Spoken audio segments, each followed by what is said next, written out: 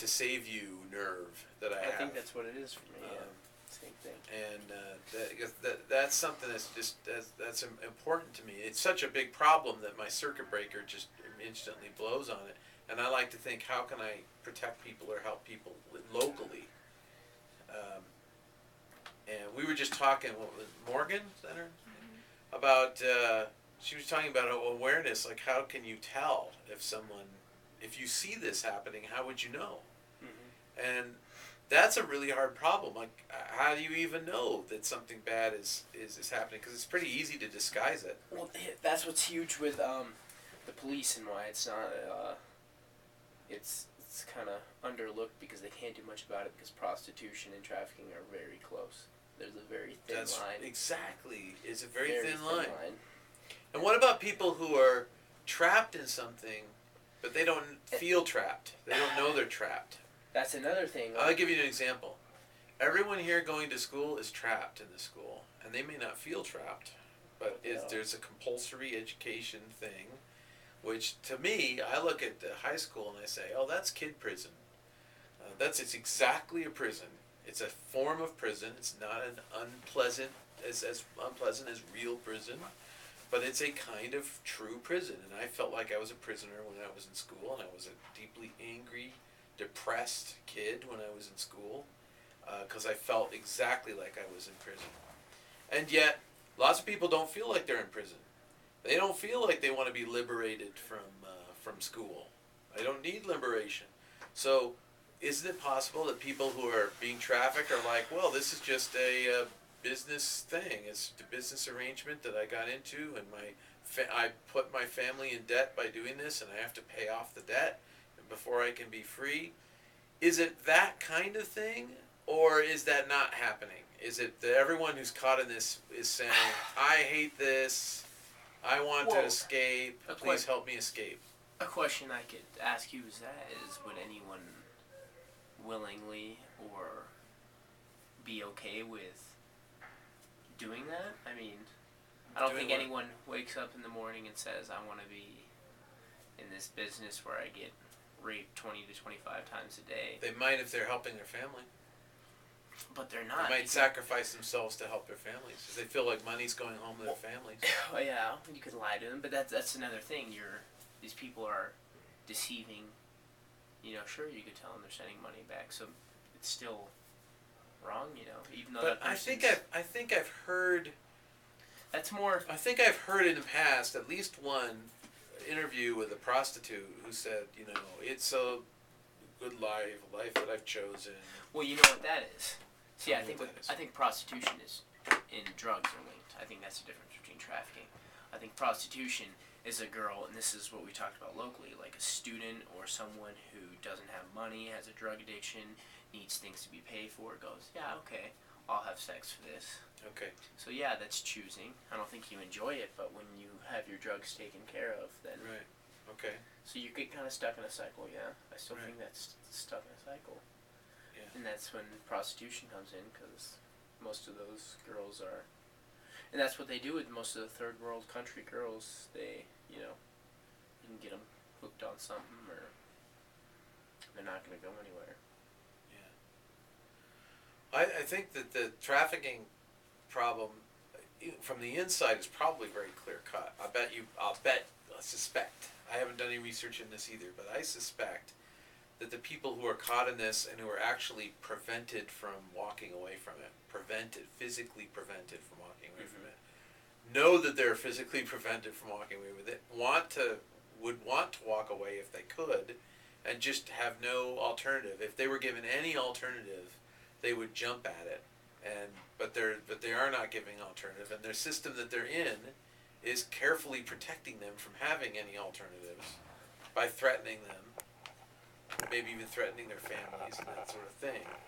I think that's local women though, and again with the knowledge thing, didn't really make sense to me. I was like, well, why wouldn't these girls, go for help, whatever? If a third world country, a girl gets trafficked in, first of all, she has no idea what the society's like. In her society, that stuff's happening too, you know what I mean? It's not weird for them. That's not wrong. Well, so they wouldn't even know that if they went to somewhere what the people were doing it Right. was illegal. Well, even They didn't Romania. speak the language or anything, so it's pretty. I just was in Romania, and one thing that is normal in Romania is don't deal with the police. That's just like normal thinking in Romania, is you do not want to deal with the police ever, if you can help it, because you have to bribe them if you deal with them. Like Mexico. So and they're gonna want to bribe, and you're gonna have to pay them, and if you don't want to bribe the police, here's what you do: don't deal with the police. Never deal with them. That's what I spent 11 hours in a car driving to Bucharest the other day, listening to this Romanian guy tell me about, like, oh, I hate this about our police. Now let's say that person who grew up in that system comes to the United States. It's not like that in the United States. I mean, I'm not worried about the police. I've dealt with the police a bunch of times, and I bet there's bad policemen in different places, more in some places than others, whatever. But he doesn't know. But basically, I would think that the police are pretty good to deal with for lots of things in the United States. But if you come and you're used to that other system, then you're not even going to try them. You're going to assume that there's no way I can get any help. So same type of thing. it's got to be the same kind of thing. So I suspect that a lot of these folks who probably don't speak English, they're probably prevented from learning English, I suspect, because it's one way that if I were a trafficker, I would be controlling these women partly by making sure they couldn't speak the local language. Okay? I would want to make them feel isolated. I would want to make them feel that the only safe place is with me. Yep, if you go outside. And then I want to convince them that what I'm asking them to do is really a small thing compared to the terrible thing that would happen to them if they didn't have me. So there's a lot of subtle and not so subtle brainwashing, I suspect, that goes on that allows them to control. And to make it economical, what you need is you need to be able to control lots of these women with a very small number of men. The way you do that to make them easy to control is you've got to use their minds. You've got to use ideas to create the prison. So I suspect that there is a huge amount of that stuff, that there's a deep culture in all this. But here's the problem for people like you and me.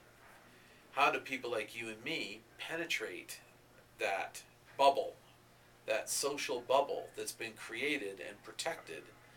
We are carefully kept away from them. They are carefully kept away from us.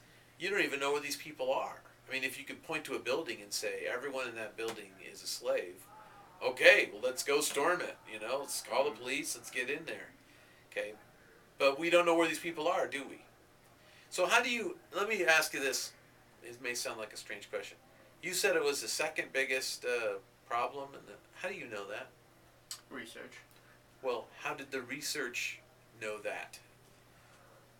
Oh, because you're saying that it's hard to tell where they're at. I know. I mean, you can't. It's not like you could say, okay, everyone here who's sex trafficking, raise your hands. It must be because it's busted. Because if you look at arms and drugs, I think that data is on correlation to how many busts they have and the money that's behind it. Is that actually where it comes from? If I were you, I'd look into that, because that's something that would be really bad useful if it wasn't.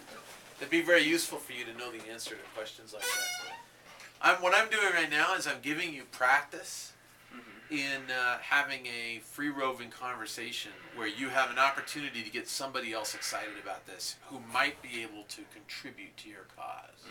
Right? So you've got to be able to talk to people and get them going like, yeah, I wasn't interested at all in this until about 5 minutes ago, and then I started talking to you, and now it's like, cool. You gotta be able to maybe there's something I can do. And you are this is the ultimate front line for you for what you're trying to do if you want to make some kind of good difference, is to be able to take someone who's apathetic and make them interested and motivated because they spoke to you. Okay? So being able to explain the frequently asked questions like, well, if it's such a big problem, like how come I don't see it on every street corner? That's a question you need to be able to answer. Maybe it is on every street corner and you just can't see it. Okay, well, how would I know? And we're thinking about how these